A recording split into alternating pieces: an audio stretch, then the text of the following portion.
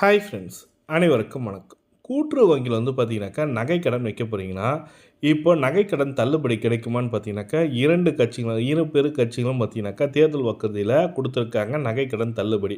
ஆனால் நகைக்கடன் பார்த்தீங்கன்னாக்கா, கடந்த திமுக ஆட்சியில் பார்த்தீங்கன்னாக்கா, 5 சவரன் நகைகள் தள்ளுபடி பண்ணப்படும் சொல்லியிருந்தாங்க. அதில் சம் ரெஸ்ட்ரிக்ஷன்லாம் குடுத்துருந்தாங்க.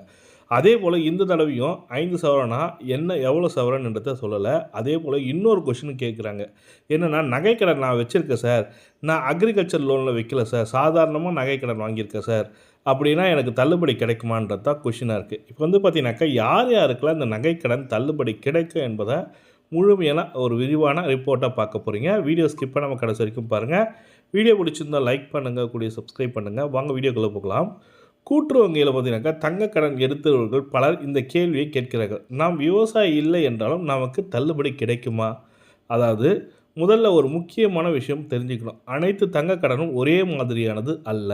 அதாவது கோல்டு லோன் நீங்கள் வாங்குறீங்கன்னா அந்த வங்கியில் கூட்டுறவு வங்கியில் வாங்குறீங்கனாக்கா ஒவ்வொருத்தருக்கு ஏற்ற மாதிரி நகைக்கடன் இருக்குன்ற மாதிரி. அதாவது விவசாய கடன் மற்றும் விவசாயம் அல்லாத கடன், நான் அக்ரிகல்ச்சர் லோன் சொல்லிட்டு கொடுத்துருக்கேன். 2 பெரிய வித்தியாசம் உள்ளது.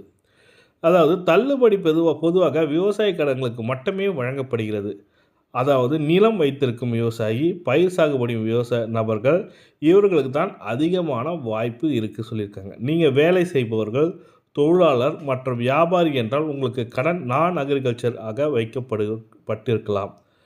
அதிகாரப்பூர்வ அரசு சுற்றறிக்கைகள் என்ன சொல்கின்றன?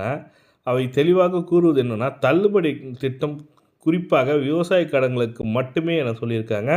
இதனால் எல்லோருக்கும் தள்ளுபடி கிடைக்குமா என்பது தகவல் முழுமையான சரியானதாக கொடுத்துருக்காங்க. எனவே நீங்கள் தகுதியானவர் என்பதை தெரிந்து கொள்ள உங்கள் கடன் வகையை சரிபார்க்கவும் சொல்லியிருக்காங்க. தங்கள் வதந்திகளை நம்ப வேண்டாம், அதிகாரப்பூர்வ தகவல் மட்டும் நம்புங்கள் சொல்லியிருக்காங்க. இப்போ பார்த்தீங்கன்னாக்கா நகைக்கடனில் விவசாய அக்ரிகல்ச்சர் லோன் வாங்குறவங்க கோல்ட்லேயே அக்ரிகல்ச்சர் லோன் வாங்கினவங்க மட்டும்தான் தள்ளுபடி கிடைக்குன்றப்ப சொல்லி கொடுத்துருக்காங்க.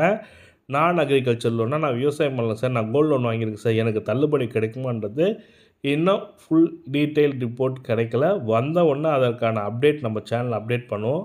நீங்களும் மிஸ் பண்ணாமல் பாருங்கள். நம்ம சேனலை சப்ஸ்கிரைப் பண்ணி வச்சு பெல் பட்டனையும் ப்ரெஸ் பண்ணிங்க.